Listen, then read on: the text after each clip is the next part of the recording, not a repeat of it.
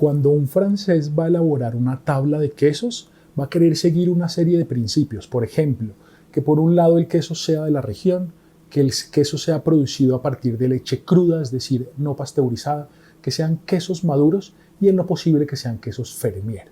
¿Qué significa un queso fermier? Pues eso es algo que en Francia se valora mucho y significa que es de ganadería propia. Es decir, el productor cuida a sus vacas, las alimenta él. Es decir, controla la leche, la calidad de la leche y con esta leche, sin mezclar con la leche de ningún otro productor, hace su propio queso. La pregunta es, ¿en Colombia podríamos hacer una tabla de quesos siguiendo estos principios? Son las 5:45 de la mañana en el altiplano cundiboyacense. Amanece y después de una hora de carretera cada vez me acerco más a Ubaté, el lugar en donde se encuentra la finca de Papa Pacho y en donde voy a comprar el queso ideal para la receta de hoy. En Colombia hay una nueva generación campesina que quiere ir más allá de la venta de materia prima. Quiere trabajarla y transformarla para ofrecer más valor al consumidor. Si existiera un sueño colectivo, diría que este es lograr la transformación del campo en Colombia.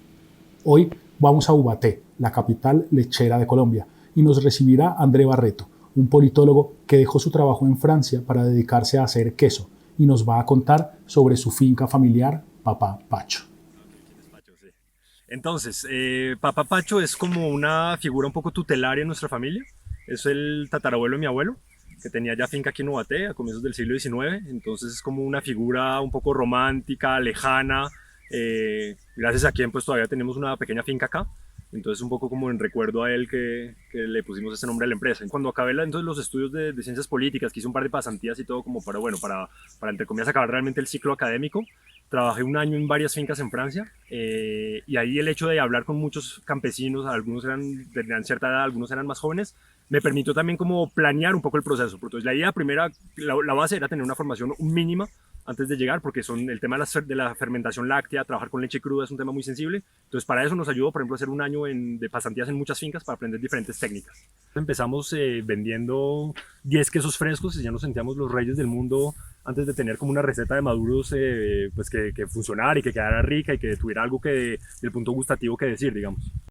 Las tablas de quesos también se suelen acompañar con otros ingredientes o con otras preparaciones de la región. Voy a reemplazar las frutas por estas bayas de saúco de un árbol que tengo cerca de mi casa. Voy a reemplazarlas también por estas ciruelas que son de mi región. Voy a reemplazar los frutos secos por estas habas boyacenses y voy a reemplazar la mermelada o voy a hacer una mermelada a partir también de peras boyacenses. Entonces pelo las peras, las corto bien pequeñas, las llevo a una olla con un poco de panela. Al fuego estarán más o menos 25 minutos. Si hace falta, añado un poco de agua. Cuando estén bien blanditas, las retiro, las trituro y listo. Mermelada de peras. Llegamos en un año muy difícil, que era el 2015, con la peor sequía de la historia conocida de los viejos acá, un fenómeno del niño absolutamente tenaz. Y tuvimos unos meses muy difíciles en que casi no había pasto, tuvimos que comprar heno, o sea, todo tipo de forraje para sustentar las vacas. Eran nuestras primeras tandas un poco grandes que pensábamos que ya le habíamos cogido el tiro a los quesos, que ya estaban vendidos con, no sé, 30 clientes. Resulta que esa tanda cuando la abrimos, porque siempre probamos nuestras tandas a ver cómo estaban completamente reventadas por dentro. Tenían unas burbujas enormes, los quesos se habían inflado y realmente tenían un sabor que no era agradable para nada. Entonces ahí pues un momento uno dice, no, esta cosa no puede funcionar, o sea, ya cerremos esto, o sea, cerremos este negocio, no tiene sentido, es muy difícil. Claro. Eso fue por ejemplo un momento muy difícil puro al inicio, entonces uno al final dice, no, calmémonos, retomemos, uno le explica a los clientes, tuve un problema con la tanda, discúlpenme, espérenme 3 semanas y les vuelvo a traer un queso, y bueno, y lo sobrepasamos. Y gracias a que lo sobrepasaron, voy a comenzar mi tabla con unos pedacitos de queso salar, inspirado en el feta griego, madurado en salmuera mínimo 21 días, de leche de sus vacas criadas con parámetros de crianza respetuosa. La vaca se vuelve casi una máquina y entonces tiene algunos parámetros de producción y luego se descarta y es una cosa como muy ya masiva, industrial, un poco como que va contra la ética del animal. Son cosas básicas en que cuando una vaca tiene una cría, primero que todo es muy importante que la cría tome el calostro, que es esa leche muy rica al inicio que le va a ayudar con muchas defensas, y la vaca por un tema de sensibilidad propia animal, es importante que su cría se quede algunos días con ella. Nuestra leche cruda aquí va a ser muy diferente de pronto de la de La Calera, hasta de otra finca del Valle de Ubaté, de Subachoque, donde sea, porque estamos en un ambiente distinto, o de zona templada, que realmente no van a haber los mismos microorganismos en el ecosistema que le van a aportar algo, un sabor especial cuando se madure. Entonces están esos dos lados. Está por el lado uno tiene la tranquilidad por los análisis que hacemos, y luego por el otro lado la maduración ayuda también, como recalca el cuidado también que puede existir, digamos. Mis siguientes quesos son, por un lado, un briollo, primo cundiboyacense del queso brie, madurado mínimo 3 semanas, y por otro lado un tausavita de cabra madurado, mínimo 1 mes y medio. 2 experimentos que salieron bien. Carlos, pues mira, los experimentos no, a veces hay unas cosas que salen mal. Por ejemplo, cuando hicimos el mambe, hicimos unos ensayos y, por ejemplo, con una dosis muy grande se perdía el sabor del queso, entonces no tenía mucho interés.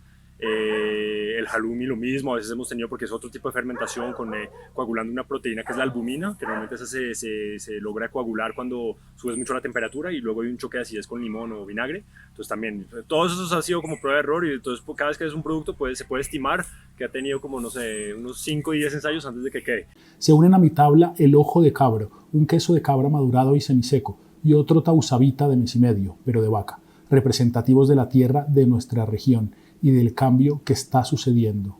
Estamos volteando la mirada hacia nosotros mismos, nuestro campo y nuestro territorio. Siento que, digamos, hay una tónica actual en el tema, sobre todo, pues, digamos, de la gastronomía, que puede ser representada o es emblemática en los restaurantes. Algunos restaurantes que están muy como enfocados hace unos años en el tema local, de redescubrir nuestro territorio, toda la diversidad que tenemos en Colombia por nuestros climas, que es absolutamente loca, y inspiraciones de fuera. O sea, inspiraciones que te dicen, allá hacen una mezcla con el queso y la uva después de la vendimia, entonces nosotros de pronto podemos inventarnos algo con queso con café.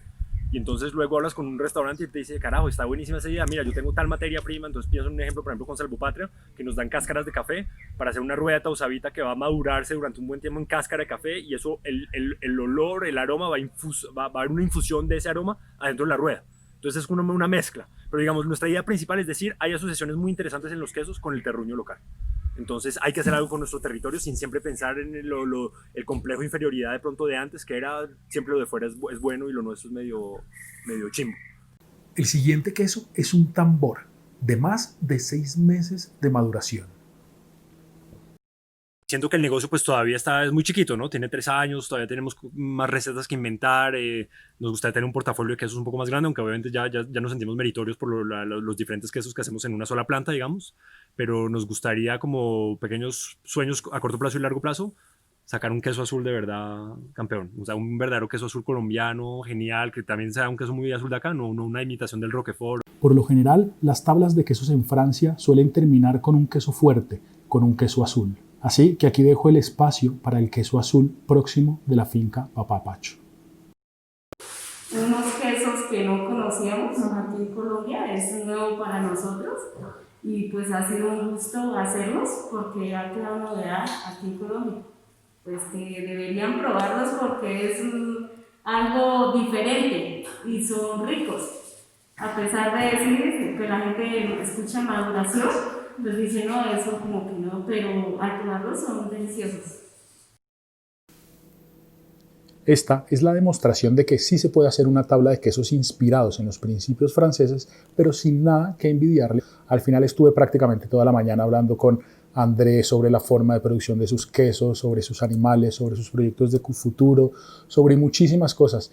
Y era mucha información para meter en este video, así que decidí hacer un video completamente aparte en donde puedes encontrar toda la entrevista. Te dejo abajo un link para que puedas revisarla, vale muchísimo la pena. Esta tabla de quesos es para muchas personas, en mi casa somos solamente Andrea y yo, así que voy a hacer una tabla de quesos un poquito más pequeña. Riquísimo, que aprofiti.